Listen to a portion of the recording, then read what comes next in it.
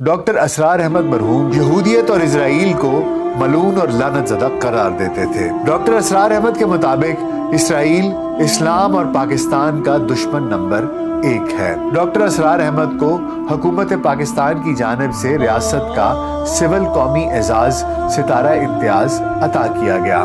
General Zia الحق doctor اسرار احمد کو بہت پسند کرتے تھے اور انہوں نے پاکستان ٹیلی ویژن کو ہدایت کی کہ ڈاکٹر اسرار احمد کا ایک شو شروع کیا جائے۔ ڈاکٹر اسرار احمد نے اسلام اور پاکستان کے موضوعات پر کوئی 5 درجن سے زائد کتابیں لکھی ہیں۔ انہیں نہ کوئی لالچ دی جا سکتی تھی، نہ کسی طرح کے دنیاوی خوف سے ڈرایا جا سکتا تھا۔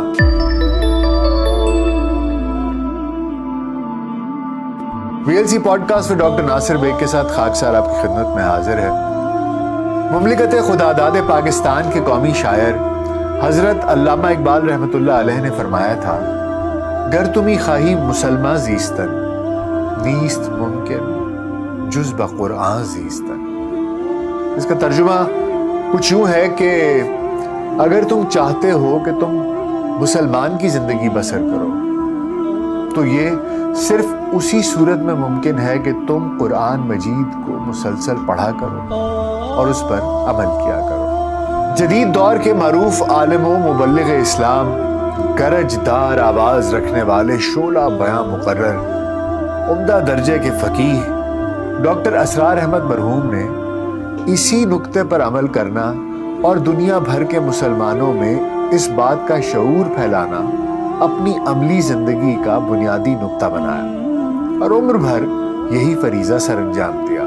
ڈاکٹر اسرار احمد راجگڑھ راجپوت خاندان سے تعلق رکھتے تھے۔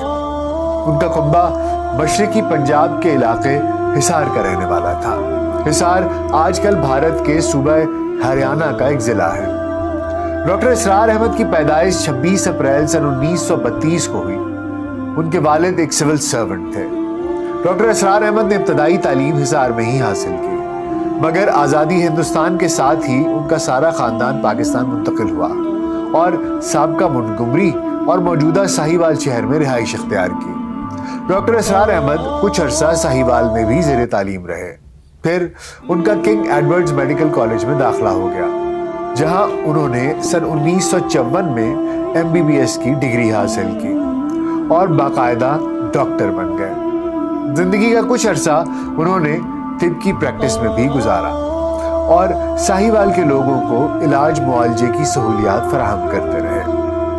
ڈاکٹر اسرار احمد کا دل امت مسلمہ کے درد سے معمور تھا اور ان کا مطالعہ اور ان کا غور و فکر ان کو رفتہ رفتہ اس سطح پر لے آیا کہ ان کی شخصیت میں انقلاب برپا ہو گیا۔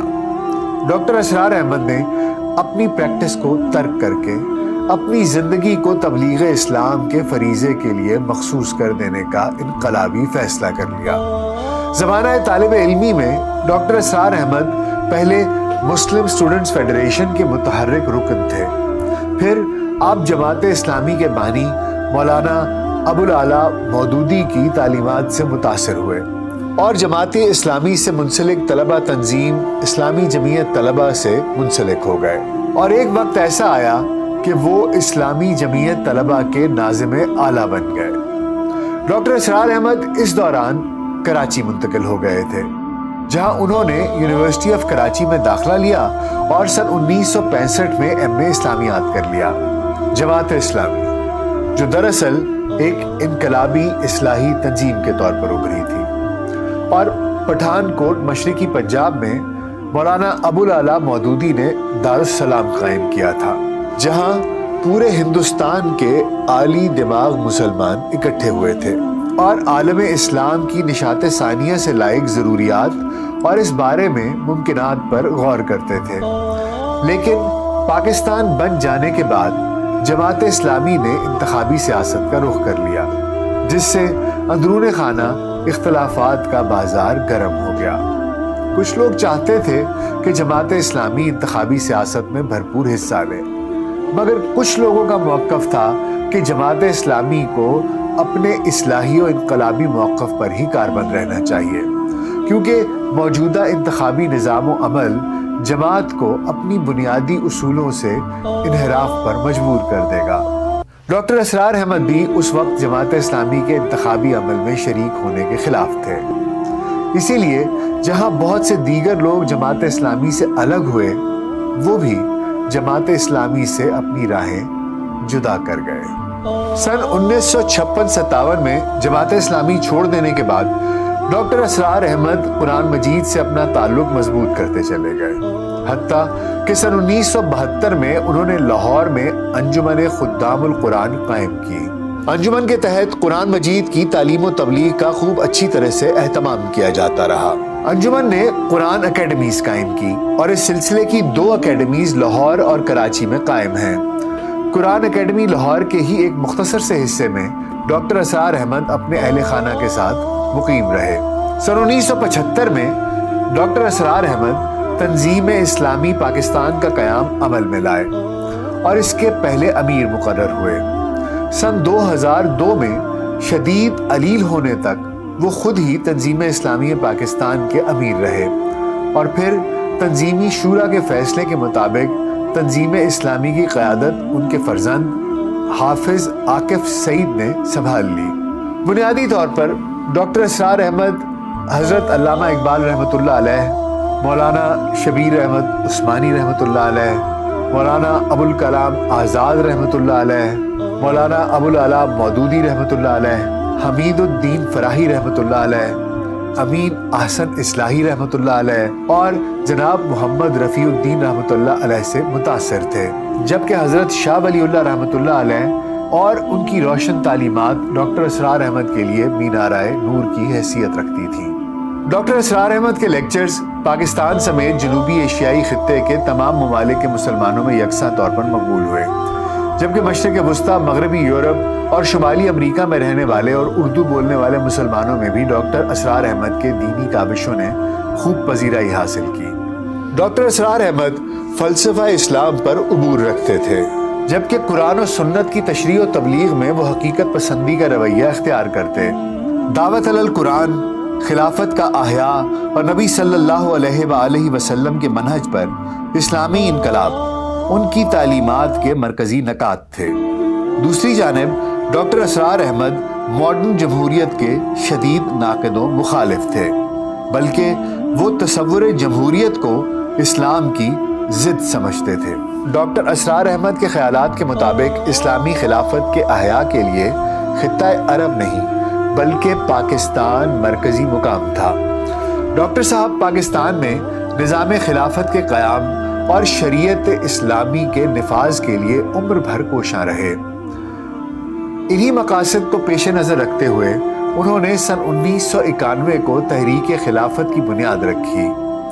ڈاکٹر اسرار احمد مغربی اقدار کو اسلام اور پاکستان کے لیے خطرہ سمجھتے تھے، وہیں یہودیت اور اسرائیل کو ملعون اور لعنت زدہ قرار دیتے تھے۔ انہوں نے صہیونیوں کو شیطان کے پیروکار قرار دے رکھا تھا۔ ڈاکٹر اسرار احمد کے مطابق اسرائیل اسلام اور پاکستان کا دشمن نمبر 1 ہے، لیکن ان سب خیالات اور ان کے مسلسل تشہیر کے باوجود ڈاکٹر اسرار احمد نے کبھی مکالمے و مباحثے میں تہذیب کا دامن ہاتھ سے نہ چھوڑا اور نہ ہی اپنی تنظیم کو کبھی تشدد پر اکسایا۔ تنظیم اسلامی پاکستان کی واحد تنظیم ہے جس نے کبھی اپنے احتجاج کے دوران راستے بند نہ کیے، نہ ہی کبھی خشت باری وغیرہ جیسے اشتعال انگیز طریقے اختیار کیے۔ ڈاکٹر صاحب اپنے پیروکاروں کو ہمیشہ صبر و تحمل کی تلقین کرتے۔ ان کی آڈیو کیسٹس اور ویڈیو کیسٹس بھی دنیا بھر میں مشہور ہوئیں۔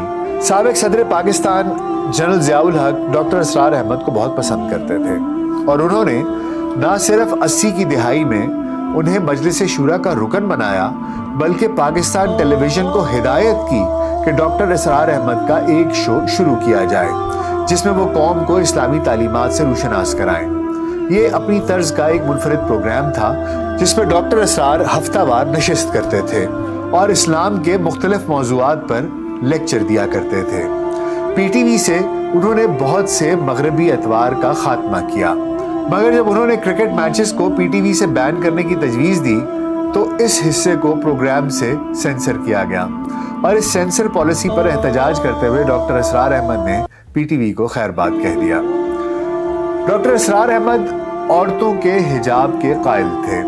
ایک بار انہوں نے کہا کہ عورتوں کو صرف طب اور تعلیم کے پیشے اختیار کرنا چاہیے۔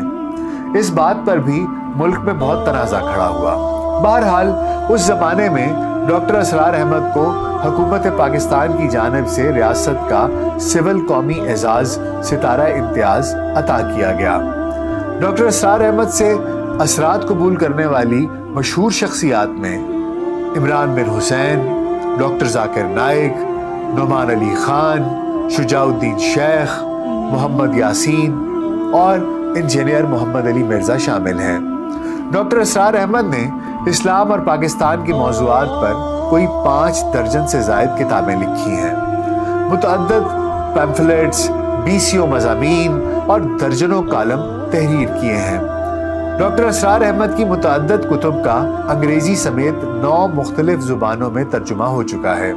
سیرت النبی صلی اللہ علیہ وآلہ وسلم کا اجمالی مطالعہ فلسفہ انقلاب کے نقطۂ نظر سے، علامہ اقبال قائد اعظم اور نظریہ پاکستان، پاکستان میں خلافت کیا، کیوں اور کیسے، بصائر، اسلامی نشاط ثانیہ، مطالعہ قرآن حکیم کا منتخب نصاب، واقعہ کربلا، مسلمان عورتوں کی ذمہ داریاں، پاکستان ایک فیصلہ کن دوراہے پر، امت مسلمہ کے لیے 3 نکاتی ایجنڈا، خطبات خلافت، سابقہ اور موجودہ مسلمان امتوں کا ماضی، حال اور مستقبل، اور پاکستان کی ذمہ داریاں، علامہ اقبال اور ہم، دعوت رجوع اللہ کا منظر و پس منظر، ملفوظات ڈاکٹر اسرار احمد، اصلاح معاشرہ کا قرآنی تصور، نبی اکرم صلی اللہ علیہ وآلہ وسلم سے ہمارے تعلق کی بنیادیں، توبہ کی عظمت اور تاثیر، حقیقت و اقسام شرک، قرآن کے ہم پر حقوق، اسلام اور پاکستان، علامہ اقبال اور ہم، پاکستان کی سیاست کا پہلا عوامی و ہنگامی دور، یہ تمام جناب ڈاکٹر اسرار احمد کی مشہور کتب ہیں۔ ڈاکٹر اسرار احمد تھے تو دراصل اتحاد بین المسلمین کے داعی، مگر ان کے حقیقت پسندانہ انداز کے باعث انہیں بہت زیادہ تنقید کا ہدف بھی بنایا جاتا رہا، مگر انہوں نے خود پر ہونے والی تنقید کی کبھی کوئی پرواہ نہیں کی۔ وہ دھوس دھمکی وغیرہ سے محروم ہونے والے انسان نہ تھے۔ انہیں نہ کوئی لالچ دی جا سکتی تھی، نہ کسی طرح کے دنیاوی خوف سے ڈرایا جا سکتا تھا۔ افغان پالیسیز کے حوالے سے انہوں نے جنرل پرویز مشرف کو کڑی تنقید کا نشانہ بنایا اور نتیجے میں اپنی تقریر و تحریر پر پابندیاں بھی برداشت کی۔ اخبار اس دور میں ان کی پریس ریلیزز تک نہ چھاپتے تھے اور ان کے بیانات چھاپنے سے بھی گریزاں تھے۔ سن 2001 میں یہودیوں اور اسرائیل کی مخالفت کی شکایت پر یوٹیوب نے ان کا چینل بھی بند کر دیا تھا۔ اس وقت یوٹیوب پر ان کے کم و بیش 30 لاکھ فالوورز تھے۔ امت مسلمہ کے اس بطل جلیل نے بالآخر 14 اپریل سن 2010 کو لاہور میں داعی اجل کو لبیک کہا اور اپنی جان آفری کے سپرد کر دی۔ تاریخی جنازہ ہوا اور لاکھوں لوگوں نے شرکت کی۔ لاہور کی مٹی نے ہی ان کی میت کو وصول کیا۔ ان کی تربت آج بھی کچی ہے اور اس پر کوئی مزار تعمیر نہیں کیا گیا۔ ان کی وفات پر ڈان اخبار نے لکھا کہ ڈاکٹر اسرار احمد انجمن خدام القرآن، تنظیم اسلامی اور تحریک خلافت کے بانی تھے۔ پاکستان، بھارت اور مشرق وسطیٰ کے ممالک خصوصاً سعودی عرب میں ان کے پیروکاروں کی بہت بڑی تعداد تھی۔